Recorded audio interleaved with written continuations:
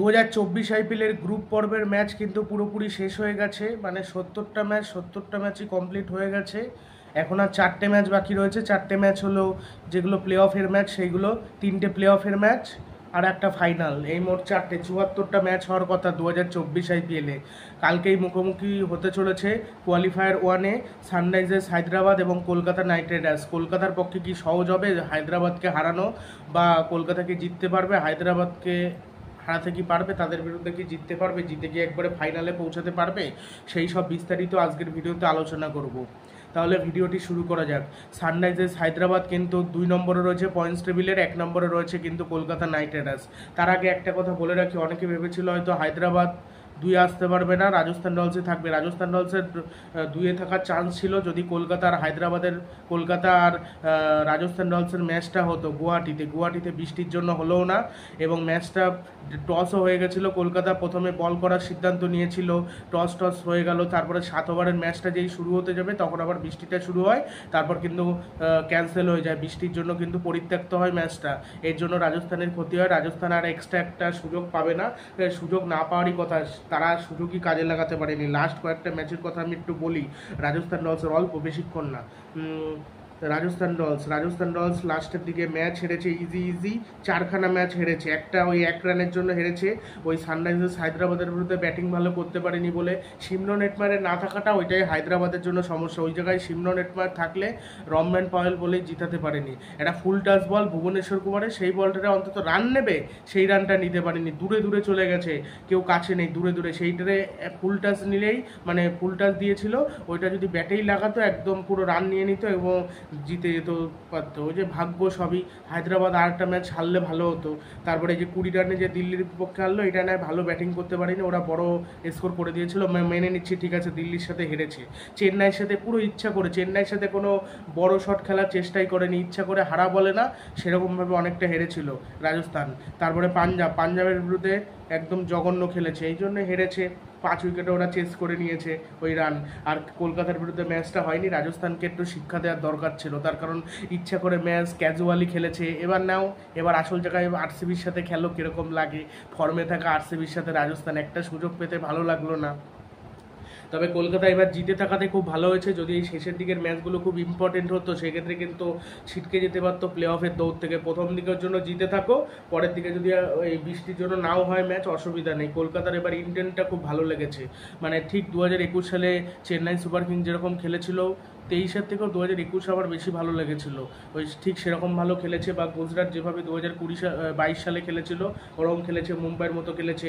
আর যারা চ্যাম্পিয়ন হয় 1 বা 2-এ থাকে, তারাই কিন্তু চ্যাম্পিয়ন হয়, মানে যারা কোয়ালিফায়ার 1 খেলে তারাই কিন্তু চ্যাম্পিয়ন হয়। খুবই কম যারা 3-4 নম্বরে থাকে চ্যাম্পিয়ন হয়, যেমন হায়দ্রাবাদ 2016 সালে চ্যাম্পিয়ন হয়েছিল।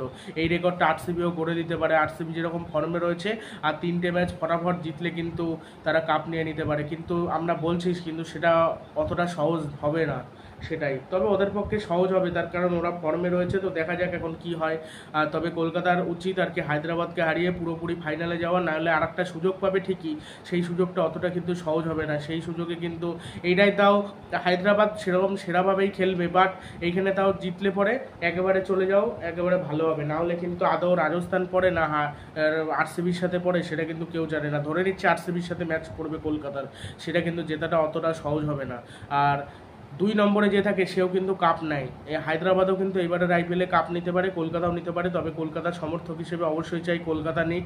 কলকাতা হয় নিতে, রাজস্থান পারবে না, হয় কলকাতা নেবে, না হলে হায়দ্রাবাদ নেবে, তা না হলে আরসিবি নেবে। আরসিবি নেওয়ার চান্স একদম আছে, কিন্তু একেবারে যে নেই তা না। তবে রাজস্থানের বিরুদ্ধে তারা কিন্তু হেরে গেছিলো এর আগের বারই তো মনে হয়, তার আগের বার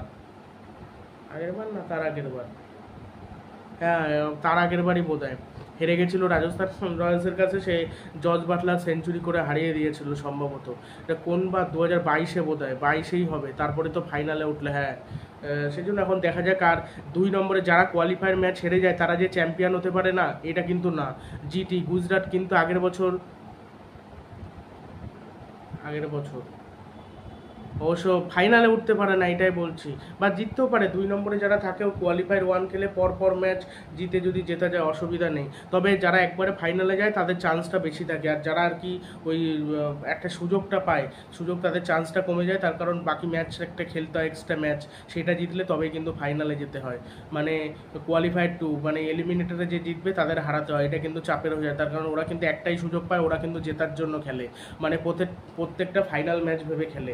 তবে কলকাতার একটা জিনিস হয়নি, সেটা হলো লাস্ট 2টো ম্যাচে প্র্যাকটিস হয়নি। গুরবাজ, নীতিশ রানা এরা সুযোগ পেত, এরা সুযোগ পায়নি। মানে নীতিশ রানা একটা ম্যাচে লাস্ট সুযোগ পেয়েছিল, আর বিশেষ করে গুরবাজ একটা ম্যাচও খেলেনি। হুট করে কোয়ালিফায়ার রাউন্ডে কীরকমভাবে খেলবে কোয়ালিফায়ার 1-এ, সেটা নিয়ে একটা ভয়ঙ্কর টেনশন আমার এবার। তবে অসুবিধার কিছু নেই, যদি আর কি গুরবাজকে খুব প্রবলভাবে প্র্যাকটিস ম্যাচে, তারপরে নীতিশ রানাকে প্র্যাকটিস করায়, শ্রেয়াস আয়ারও প্র্যাকটিস করে, যে ভালো খেলতে পারেনি তাদের প্র্যাকটিস করতে হবে, তাহলে কে বলতে পারে ওরা হয়তো ভালো খেলে দেবে।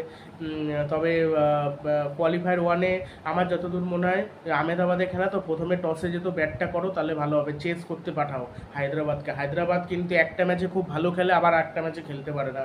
আমি হায়দ্রাবাদের যদি একটু রেকর্ডটা বলি, সানরাইজার্স হায়দ্রাবাদের রেকর্ডটা আমি বলছি। সানরাইজার্স হায়দ্রাবাদ এইবারের আইপিএলে যে কটা ম্যাচ খেলেছে, লাস্ট ম্যাচটা পাঞ্জাবের বিরুদ্ধে জিতেছে, জিটির বিরুদ্ধে ম্যাচটা বৃষ্টির জন্য ক্যান্সেল, লখনৌর বিপক্ষে জিতেছে, মুম্বাইয়ের বিপক্ষে আবার কিন্তু 7 উইকেটে হেরেছিল, মুম্বাই কিন্তু হারিয়ে দিয়েছিল, সেই জন্য সানরাইজার্স হায়দ্রাবাদ কিছু হেরেওছে অবিশ্বাস্য।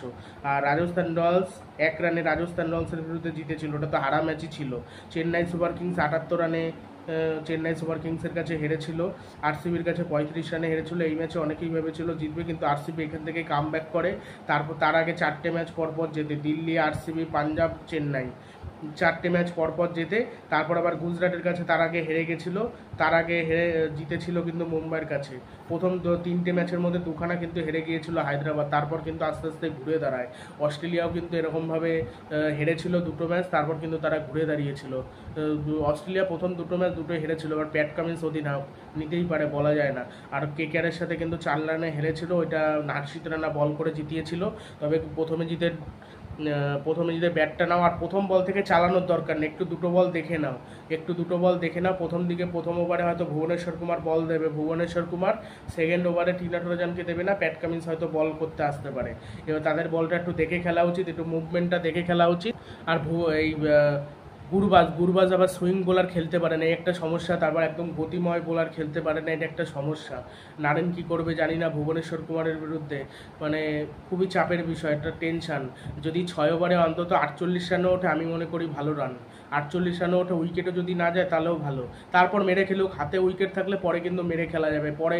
আর প্রথমের দিকে 2-3টে উইকেট পড়ে গেলে কিন্তু সমস্যা, সেক্ষেত্রে কিন্তু পাওয়ার প্লে রানটাও হবে না, রানটাও কম হবে, আবার কিন্তু বড় স্কোর করা কিন্তু সমস্যা হয়ে যাবে। সেই জন্য কলকাতা নাইট রাইডার্সের চেষ্টা করা উচিত কোয়ালিফায়ার 1 জেতা, তাহলে ভালো হবে, তাহলে একবারে ফাইনালে চলে যাবে।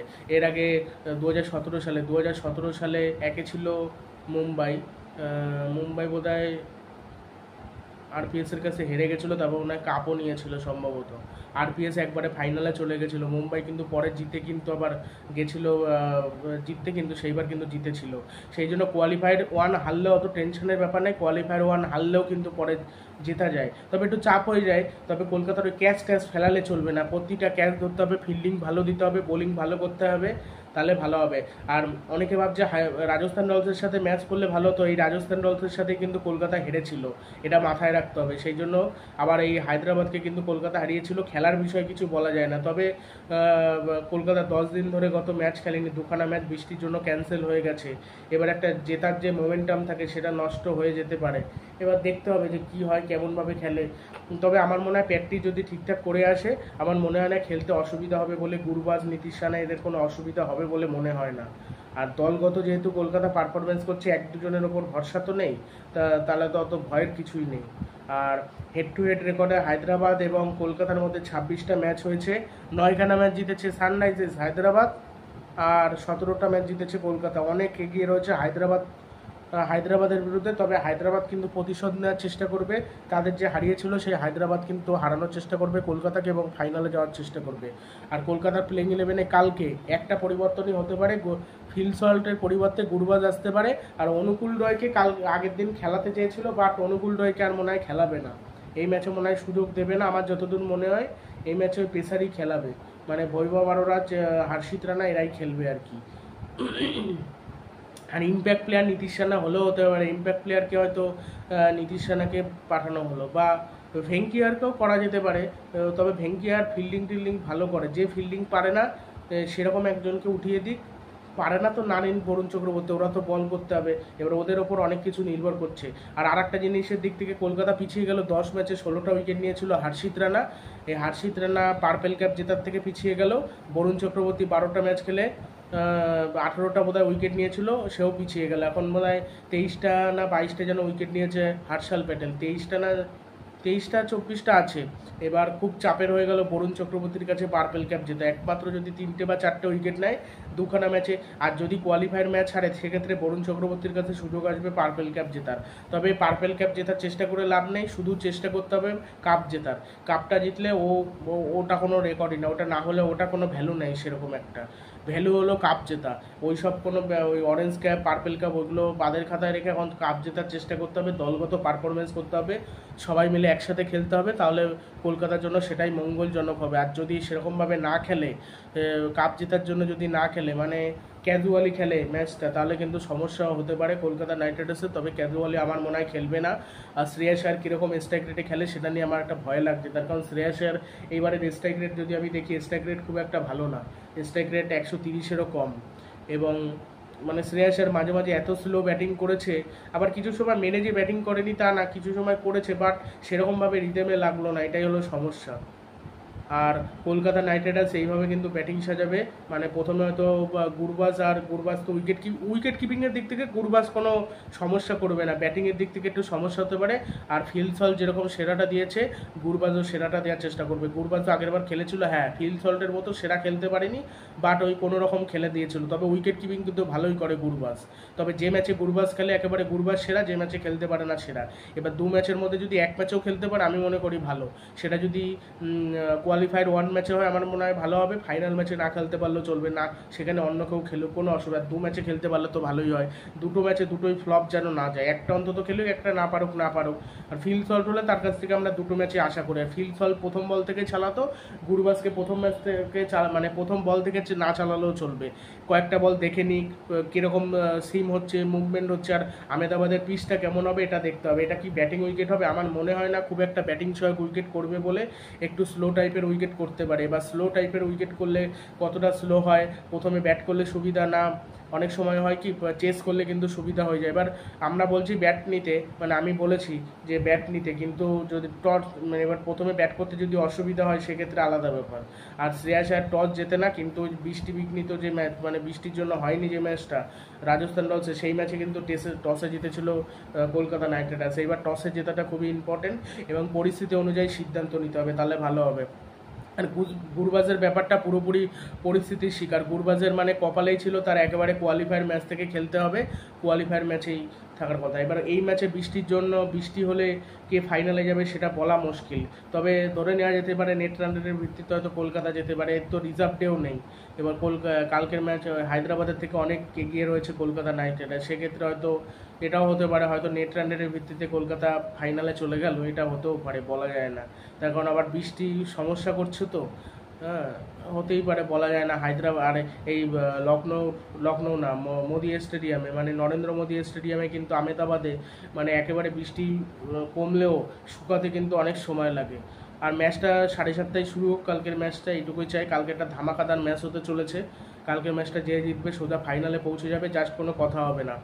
আমার মনে হয় প্যাট কামিন্সের বল যদি একটু দেখে খেলে, ভুবনেশ্বর কুমারের প্রথম দিকে জাস্ট কয়েকটা বল দেখে খেললেই হবে, তারপর খেলা যাবে, তার বল অসুবিধা হবে না।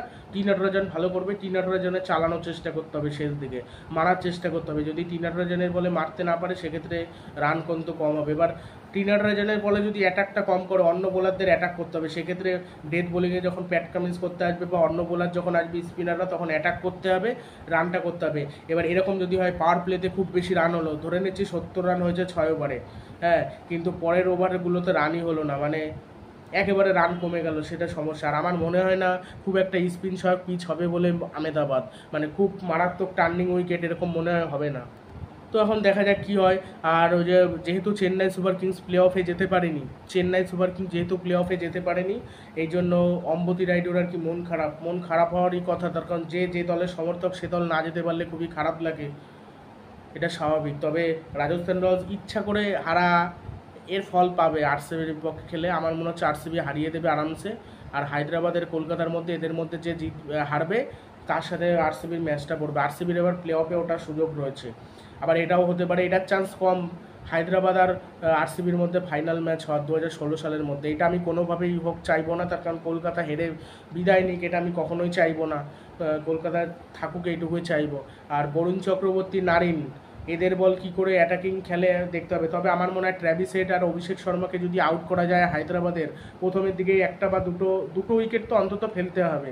ওই দুজন পড়ে গেলে রানটা কিন্তু অনেকটা কমে যাবে, মানে ওরা দুজনই বেশি শক্তিশালী। তারপর হেনরি ক্লাসেন থাকবে, অতটা মেরে কিন্তু খেলতে পারবে না সেক্ষেত্রে। আর ক্যাজুয়ালি নেওয়া উচিত না, ওই যে প্রথম দিকে একটু ভালো ক্যাপ্টেন্সি করলাম বা বোলিং সাজালাম, বোলিং ভালো করলাম, পরের দিকে ওরা পার্টনারশিপ করে দিল বলে ভালো করতে পারলাম না, সেটা করলে হবে না। ম্যাচে পুরো রাশটা ধরে রাখতে হবে, তাহলে আমার মনে হয় ভালো হবে। ক্যাজুয়ালি যেন খেলতে না নামে, এইটুকুই বলি।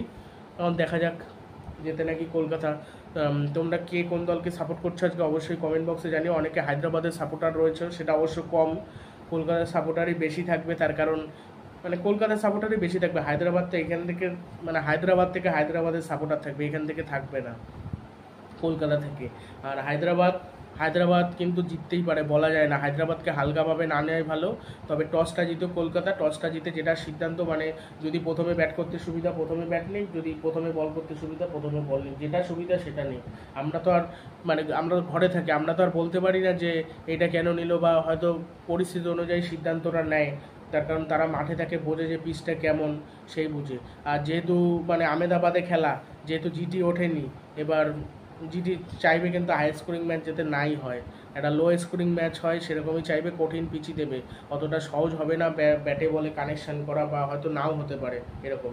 আর হায়দ্রাবাদের কিন্তু সেরকম কোনো স্পিনার নেই ভালো, রয়েছে সানবীর সিংকে খেলালো দেখলাম, আর ওই আরেকটা স্পিনার রয়েছে মায়াঙ্ক মার্কন্ডে। হ্যাঁ, ভালো স্পিনার নেই, ফাস্ট বোলিংই ভালো, প্যাট কামিন্স ভালো করছে, আর তার সাথে টি নাটরাজন ভালো করছে। এবার দেখা যাক কী হয়। আর অ্যান্দ্রে রাসেল ব্যাট হাতে কিন্তু হায়দ্রাবাদের বিপক্ষে সবসময় জ্বলে ওঠে, এই ম্যাচে জ্বলে উঠতে পারে নাকি এটাই দেখার বিষয়। তবে আশা করছি জ্বলে উঠবে, একটা ভালো ইনিংস খেলবে, দেখা যাক এখন কি হয়। আর শ্রেয়াস আয়ার কিন্তু এইবারের আইপিএলের সবথেকে অভিজ্ঞ ক্যাপ্টেন, সবথেকে বেশি ম্যাচে নেতৃত্ব দিয়েছে দলকে। আমি একটু রেকর্ডটা বলি, শ্রেয়াস আয়ারের 67টা ম্যাচে অধিনায়কত্ব করেছে, আর জিতেছে 38টা ম্যাচ, 29টা ম্যাচে হেরেছে। আর উইনিং পার্সেন্টেজ 56.72। মানে খুবই ভালো, মানে খুব ভালো ঠিক না, মানে ভালোই, খারাপ না রেকর্ডটা। আর এইবারের আইপিএলে ম্যাচগুলো নটখানা জিতেছে, ওই জন্য কিন্তু রেকর্ড এগিয়ে রয়েছে। হারলে আবার হারার দিক থেকে এগিয়ে যেত। মানে শ্রেয়াস আয়ার মোটামুটি, খুব যে ভালো অধিনায়ক তা না, আরও ভালো শিখতে হবে, খারাপ অধিনায়ক নয় একেবারে। তার থেকে বরঞ্চ সঞ্জু স্যামসন ভালো ক্যাপ্টেন্সি করেছে, বাট সঞ্জু স্যামসন ওই সিমরন হেটমার চলে গিয়ে তাদের শক্তিটা চলে গেছে। আরসিবি মে মাসে একটি ম্যাচও হারেনি এখনও পর্যন্ত, আর রাজস্থান মে মাসে একটি ম্যাচও জেতেনি। মানে এলিমিনেটরে উভয় অপরের মুখোমুখি হবে, এটা ভাবতেই কেমন লাগে। মানে একটা দল মে মাসে জিততে পারেনি, আর একটা দল মে মাসে সবকটা জিতেছে। মানে দেখা যাক, এখানে আমার যতদূর মনে হচ্ছে আরসিবি জিতে যাবে। আরসিবি হয়তো সমস্যা হতে পারে, কলকাতা বা হায়দ্রাবাদ এরা যে যাবে, এদের মধ্যে যার সাথে খেলা পড়বে সেই খেলাটা টাফ হয়ে যাবে আরসিবির জন্য হয়তো। আর ওইটা যদি কোনোভাবে উতরাতে পারে, ফাইনালে ওঠে কাপ নেবে, এবার কোনো জাস্ট কথা হবে না। ফাইনালে যদি আরসিবি ওঠে, আরসিবি কাপ নেবে, এবার আর কোনো কথা হবে না, এবার আরসিবি কাপ নিয়েই ছাড়বে, এবার জাস্ট সেরা। আর এলিমিনেটরে রাজস্থান ও আরসিবি একে অপরের মুখোমুখি হবে, এটা কিন্তু দেখে কিন্তু অবাকই লাগে। তার কারণ প্রথমার্ধের পর রাজস্থান ছিল টেবিল টপার, 6টা জিতেছিল, 1খানা হেরেছিল 7টার পর, আর 7টার মধ্যে 1খানা জিতেছিল, 6খানা হেরে গিয়েছিল, লাস্টে ছিল সব থেকে ওই রয়্যাল চ্যালেঞ্জার্স ব্যাঙ্গালোর। সেখান থেকে 3 নম্বরে নেমে এসছে রাজস্থান রয়্যালস, শুধুমাত্র নিজেদের হেরে যাওয়ার জন্য। আর 4 নম্বরে চলে এসেছে royal Challengers Bangalore. Royal Challengers ব্যাঙ্গালোরের উঠে যাওয়ার প্রধান কারণ হলো লখনৌ আর ওই লখনৌ দিল্লি জিততে না পারা ম্যাচটা, ঠিক আছে, ওইখানে জিতলে ওরাই চলে যেত, সেক্ষেত্রে চেন্নাই হেরে গিয়েছিল, ওরা চলে যেতে পারতো, ওইটাই কপাল খারাপ। এবং সে ম্যাচে জেতারও হয়তো চেষ্টা করতো না, ওরা যদি 8 হয়ে যেত না, তখন আরসিবি ইচ্ছা করে হেরে যেত, তখন আবার হয়তো সিএসকে জিতে, তখন হয়তো এত জেতার গুরুত্ব দিয়েও খেলতো না, সেক্ষেত্রে চেন্নাই কোয়ালিফাই করতো আর কি, ওরা যদি কেউ যেত। আর তারপর চেন্নাইয়ের কাছে সুযোগ ছিল, বাট শিবম দুবে একা হারিয়েছে, শিবম দুবেকে বাদ দেওয়া উচিত, পরিষ্কার কথা। টিম প্লেইং 11 থেকে আমি চাই রিঙ্কু সিং এই কালকের ম্যাচে, তো রিঙ্কু সিং কালকের ম্যাচে ধামাকাদার ইনিংস খেলে দিক, তারপরের দিনও খেলে দিক, তাহলে মানে রিঙ্কু সিং খেলে দিক যেহেতু চাপের পরিস্থিতিতে, শেষের দিকে সেটা ভালো ক্যামিও খেলে দিক, রিঙ্কু সিংকে নিয়ে দুবের জায়গায় অনেক বেটার। দুবেকে এমন নিয়ে মাথামাতি করে কোনো লাভ নেই, মানে দুবে যে টাইমে খেলতে আসবে ওই আগে খেলার জন্য দরকার নেই। ব্যাটসম্যান লাগবে হলো রোহিত শর্মা, যশস্বী জয়সওয়াল ওপেন, 3-এ বিরাট কোহলি, 4-এ সূর্যকুমার যাদব, 5 নম্বরে উইকেট কিপার, 6 নম্বর পজিশনে হার্দিক পান্ডিয়া, যদি প্রয়োজন পড়ে মানে ওরকম প্লেয়ার, তাহলে সেক্ষেত্রে যশস্বীকে বাদ দিতে হবে, সেক্ষেত্রে 5 নম্বরে কিন্তু ব্যাট করতে হতে পারে, সেক্ষেত্রে কিন্তু সমস্যা হয়ে যাবে। ওই দুবে কিন্তু ওই টাইমে ব্যাটিং করতে পারে না, দুবে হয় 3-4-এ ব্যাট করতে পারে, বাট পরে কিন্তু পারে না। এবার দুবেকে সেক্ষেত্রে না নেয় ঠিক ছিল, ওই রিঙ্কুকে দরকার ছিল। এবার রিঙ্কুকে প্রথম ম্যাচে সুযোগ না দিলেও হতো, ছোটোখাটো টিমের বিরুদ্ধে বড় টিমের বিরুদ্ধে রিঙ্কুকে সুযোগ দিত, সেটা হতেই পারে। আর বিরাট কোহলি নিজে বল করতে ইচ্ছুক না, তার কারণ সে ব্যাটিংয়ে মনোযোগ দিতে চায় এই জন্য। আর কলকাতা এবারের আইপিএলে একটা রেকর্ড করেছে, এই রেকর্ডগুলো সবই থাকবে যদি আর কি কাপটা নিতে পারে, মানে সবই ঠিক আছে, কাপটা নিতে পারলে ব্যাস। আইপিএলের এই মরশুমে কলকাতার সেরা রান রেটের রেকর্ড রয়েছে প্লাস 11.428। আর আরসিবি যেরকমভাবে ঘুরে দাঁড়িয়েছে, এর আগে এরকমও অনেক দল ঘুরে দাঁড়িয়েছিল, কেকেআর ঘুরে দাঁড়িয়েছিল, মুম্বাই ঘুরে দাঁড়িয়েছিল 2015 সালে, সেই জন্য আরসিবির মানে সমর্থকরা এত আনন্দ করছে, কাপ জিতে গেলে এত আনন্দ মানায়, একবার কাপ জিতে আনন্দ তাও মানায় যে ঠিক আছে, কিন্তু একটা ওই প্লে অফের ম্যাচ ও জিতে এত আনন্দ, কলকাতাও তো উঠেছিল, কলকাতা কিন্তু এত আনন্দ করেনি 2021 সালে। সে অবশ্য আরসিবি হয়তো আনন্দটা করছে 10টা টিমের মধ্যে, যেখানে চান্স তাদের একসময় 0.1% ছিল, সেখান থেকে প্লে অফে গেছে, এটা তারা বিশ্বাস করতে পারছে না, সেটা হতে পারে। কলকাতার কিন্তু এরকম ছিল না, কলকাতার নেট রান রেট বাড়িয়ে রেখেছিল 2021 সালে, এবং তারপর তো পরপর ম্যাচ জিতে তারা কিন্তু প্লে অফে গেছিলো, শেষ পর্যন্ত ফাইনালে যে হেরে গিয়েছিল সিএসকের কাছে। আর 2015 সালে আবার মুম্বাই হেরেছিল প্রথম 7খানা ম্যাচের মধ্যে, তবে মুম্বাই বোধহয় তাও 3টে ম্যাচ মনে হয় জিতেছিল, 7খানা হেরেছিল সম্ভবত, ওই 7খানা না 2খানা মনে হয় জিতেছিল, 5টা হেরেছিল, তার থেকেও তো বাজে পরিস্থিতিতে ছিল আরসিবি হয়তো এই কারণে আনন্দ করছে, তারা ভাবতে পারেনি চলে গেছে, এবার যদি কাপও না পায় আরসিবির ফ্যানদের অতটা কষ্ট হয়তো লাগবে না হয়তো। আর জেতাটা কঠিন আছে, 3টে ম্যাচই তাদের সাই দেওয়া খুবই মুশকিল, তবে দেখা যাক, এখন খেলার বিষয় কিছুই বলা যায় না। আর পরপর 2 দিন ম্যাচ রয়েছে, একটা কোয়ালিফায়ার ম্যাচ, মানে কালকে বুধবার দিন ম্যাচ রয়েছে, বৃহস্পতিবার ম্যাচ নেই, শুক্রবার দিনকে ম্যাচ রয়েছে ওই যে দ্বিতীয় দল যে প্লে অফ মানে ফাইনালে যাবে, আর রোববার দিনকে ফাইনাল, তারপর কিন্তু আইপিএল শেষ হয়ে যাওয়ার পর টি20 ওয়ার্ল্ড কাপের দামামা শুরু হয়ে যাবে। আবার তো ভোট রয়েছে, ভোটের পরপরই মনে হয় শুরু হবে, ভোটের রেজাল্টের পর সম্ভবত টি20 ওয়ার্ল্ড কাপ, তারপরে আরও বিভিন্ন ইউরো লিগ ঠিক রয়েছে, তারপর আর ক্রিকেটের মহালিগ নেই টি20 ওয়ার্ল্ড কাপের পর, তারপর ফুটবলের ম্যাচ মানে ফুটবল লিগ রয়েছে আর কি, এইগুলোই দেখা যাক এখন কালকের ম্যাচটা কে যেতে, তবে কলকাতা জিততে হবে, কালকের ম্যাচটা জেতার চেষ্টা করা উচিত বলে আমার ব্যক্তিগতভাবে মনে হয়। আর লাস্ট কয়েকটা ম্যাচের খেলা যদি এগিয়ে রাখতে হয়, সেক্ষেত্রে হায়দ্রাবাদকে এগিয়ে রাখবো, তার কারণ লাস্ট 2টো ম্যাচ তো বৃষ্টির জন্য খেলতেই পারেনি কলকাতা, সেই দিক দিয়ে কিন্তু আবার হায়দ্রাবাদ এগিয়ে রয়েছে। তবে দেখা যাক, কলকাতা নেট রানের বেশি সব থেকে ভালো খেলেছে, হায়দ্রাবাদের কাছে হেরে গেলে তো চলবে না, হেরে গেলেও তাদের কাপ নেওয়ার চেষ্টা করতে হবে, হেরে গেলে একটু কাপ নেওয়ার চান্সটা কলকাতার কমে আসবে, সেক্ষেত্রে ফাইনালে উঠতে পারে না কেউ সন্দেহ, তার কারণ ও যে ওই কোয়ালিফাইড 2তে উঠবে তাকে হারানো মুশকিল হবে, ওই জন্য কালকের ম্যাচটা জিতে যাক, একেবারে নিশ্চিন্তে জিতুক, সেটা কলকাতার জন্য ভালো হবে। এখন দেখা যাক কি হয়। হ্যাঁ, আর যে কোনো দল জিততে পারে আর কি কালকের ম্যাচ। মিচেল স্টার্ক এইবারের আইপিএলে কিন্তু অতটা নজর কাটতে পারেনি, তাও প্রথম দিকে যতটা মার খাচ্ছিল, শেষ দিকে 2টো ম্যাচে কিন্তু ভালো বল করেছে, বিশেষ করে মুম্বাইয়ের বিপক্ষে একটা ম্যাচে যেটা ওয়াংখেড়েতে হলো, সেই ম্যাচে তো দারুণ বল করেছিল। আর যেটা আর কি কলকাতায় হয়েছিল ম্যাচটা, সেটা আবার অতটা বল করা লাগেনি ইডেনে। ওই ম্যাচে লাস্টে এক ওভারই তাকে বল দেওয়া হয়েছিল, এক ওভারে মার খেয়ে গেছিলো এবং লাস্ট ওভারে তার ওভার বাকি ছিল আর নানিনের ওভারও বাকি ছিল। ওদের দুজনকে কিন্তু লাস্ট ওভারটা দেওয়া যেতে পারতো, কিন্তু শ্রেয়াস আয়ার সেখানে ভালো অধিনায়কত্ব করে একটা রিস্ক নিয়ে হার্ষিত রানাকে দিয়েছিল।